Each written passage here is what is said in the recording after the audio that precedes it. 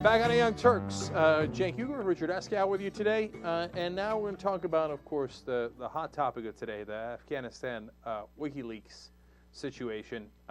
Joel Rubin is going to join us. He's the Deputy Director and Chief Operating Officer of the National Security Network. Joel, welcome to the Young Turks. Thank you. Thank you for having me. All right, great to have you here. First, let's talk about what the WikiLeaks documents indicate. When you look at all those documents, do you get a sense, we're in a lot of trouble in Afghanistan? Well, it definitely doesn't paint a picture of a nice, calm situation, that's for sure. In fact, it fills in a lot of what we hear about every day, about the dangers, the difficulties, the civilian casualties, the drone strikes, the increasing sophistication of the Taliban insurgency, the role of Pakistan and its internal intelligence services units, and it really fills in the blanks. It's troubling. It is troubling. Is it more troubling today, now that we have that information, than the situation in Afghanistan, I'm saying, than a week ago when we knew it was in pretty bad shape, but we didn't have these details? Do we feel significantly worse today because of this information, or no?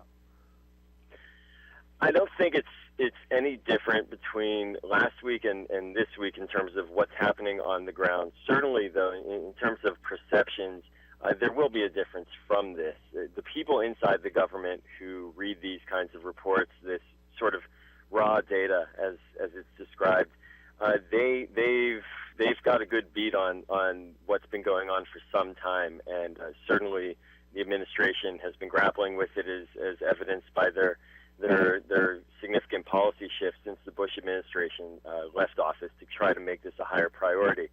But in terms of the public, this is a lot of new information. I don't think it changes the overall view at a top level, but if you want to delve in a casual glance on the web and see what's said, you'll really learn a lot more about the day-to-day difficulties there. And I think those types of events do tend to change dynamics and political dynamics on issues like this.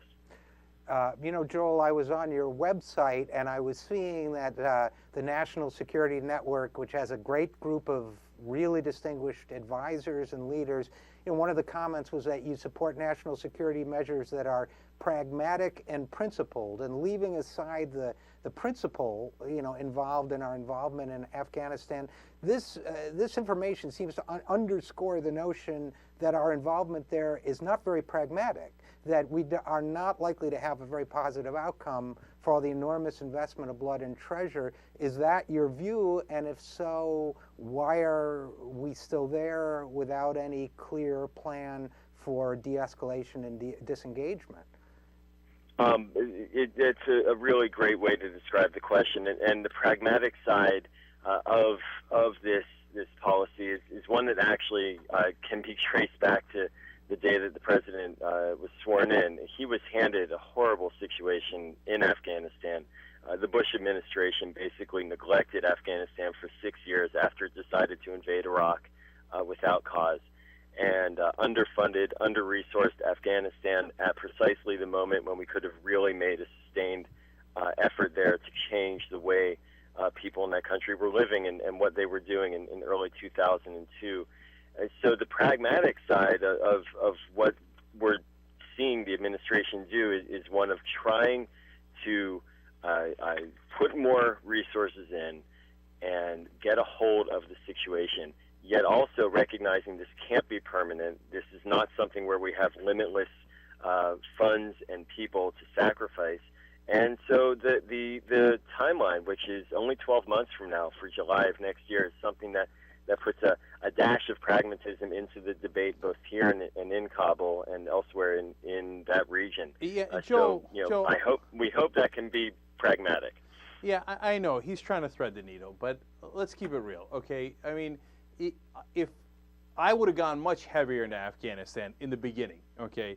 I don't say that theoretically. We were on the air and I was saying, Afghanistan, go to Afghanistan. What are you doing going to Iraq, right?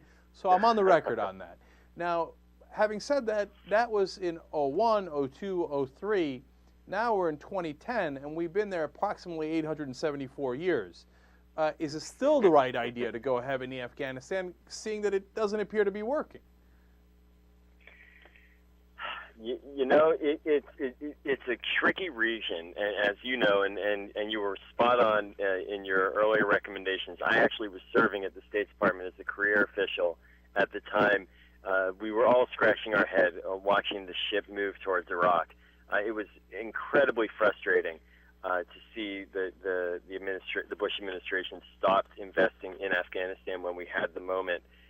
But there still are problems in Afghanistan, and there's also this small, not so small, I don't want to be sarcastic, but this problem with Pakistan and the potential for instability there.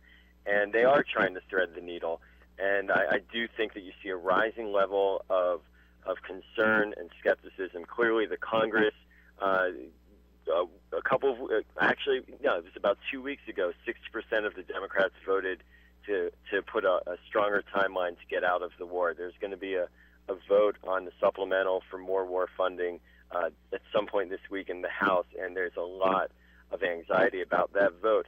People are getting edgy, and I think the strategy to go after al-Qaeda in Afghanistan and work with Pakistan to stabilize that region and to draw down forces a year from now and begin to move out of the country is probably the most practical one. And the other side, because the immediate drawdown unconditionally is not a physically feasible thing in and of itself. But you should hear, you hear, obviously, what opponents of the president, the Republican leadership in particular, is continually saying and harping on the administration to have no timeline. See, here's the problem. It's amazing. I think here's the problem, though. The reason why they're harping on him to have no timeline is because there's no appreciable improvement in the situation there, which we know is because he was handed an impossible situation.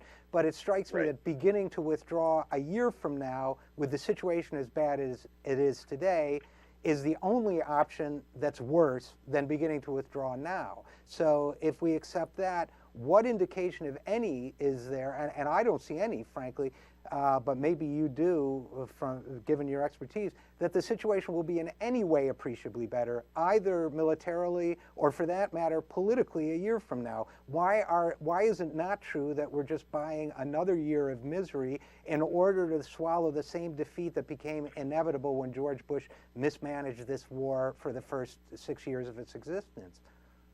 There are a couple of opportunities to keep your eye on.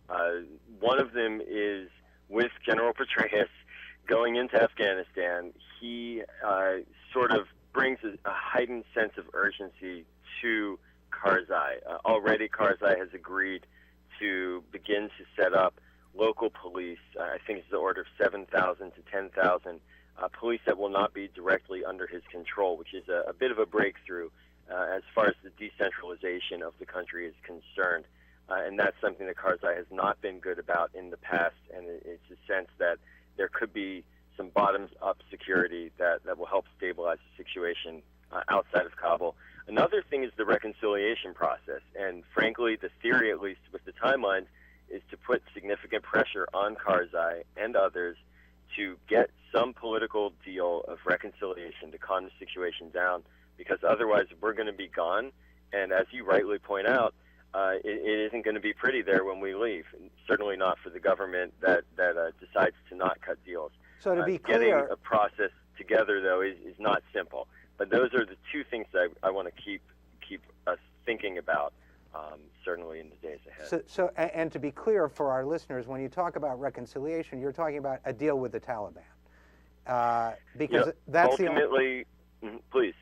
So because who else are we out there to deal with? Without them, as I understand it, Karzai is essentially the prime minister of Kabul, and that's it. That's right. So, he's the mayor of Kabul. He's the mayor of the country in only one city, and it's been that way for too many years. When I was at the State Department, we were arguing for an extension of American forces to the countryside, and Rumsfeld, in all of his wisdom, blocked that and kept the American military presence when it was accepted in that country only to the capital city, and we're seeing the results of that. Well, Joel, that horrid policy. Let me tie in the final piece of great irony/hypocrisy here, because today I also hosted the Dylan Ratigan show on MSNBC, and we had a Republican, or a conservative guest, I should say, and I challenged him on, hey, when are the Republicans going to flip and pretend they were always against Afghanistan? And his basic answer was, now. And he said, look, Obama changed the war. The Republicans, basically, he was saying, we weren't trying for 7 or 8 years, and that was the right course to take. Now Obama's trying to do, quote, nation building, and since Obama changed the war and he tried to do too much with it, it's his fault, and so when it goes south, it'll be on his lap.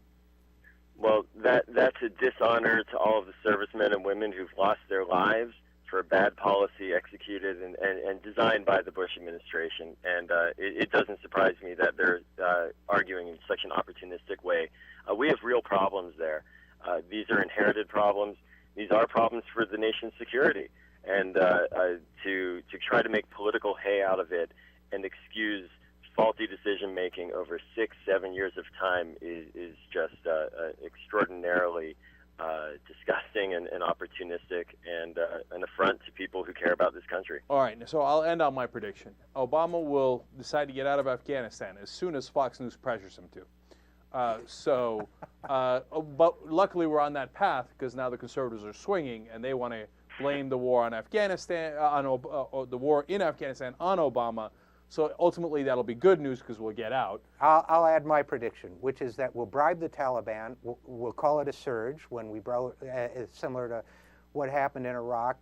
Al-Qaeda will move all the way back into Pakistan, and our security will not be substantially changed. And I'll add one more prediction, okay? If we're lucky and we get the timing right, we just might get bin Laden, okay? I hope so. No, because they're still running out of money. They're still desperate. You know, we're going to put more pressure on Pakistan now, partly because of the WikiLeaks. And if we can get bin Laden and Fox News wants us to get out of Afghanistan, then Obama can say, great, mission accomplished, just get the hell out of here. What do you think? What do you think? Well, I think that you're onto something, and I think that the administration has been extraordinarily effective at publicly pushing the Pakistanis and in getting things done in terms of attacking Al-Qaeda in their country as well, with the acquiescence of the Pakistanis. And this is not going to look good for anybody in Pakistan and Afghanistan. You can be certain of that. And I think that you're onto something in your second prediction. Absolutely. Yeah. And look, final note on that is that I criticize the Obama administration a lot on a lot of different fronts, including Afghanistan. But I actually think that they have made a significant change in Pakistan. It has been a change for the better. It's nowhere near perfect, as some of these documents, et cetera, show. But yeah. I think they're headed in the right direction in that country. And I think this leak will probably help us push us even in a better direction. So there's a little bit of hope out there. And conspiracy theory when we come back, unless you want to hear it now. All right, conspiracy theory when we come back. Joel Rubin from the National Thanks Security so much, Network. Joel. Thank you so much. We really appreciate it. Thank you very much. All right, we'll be right back.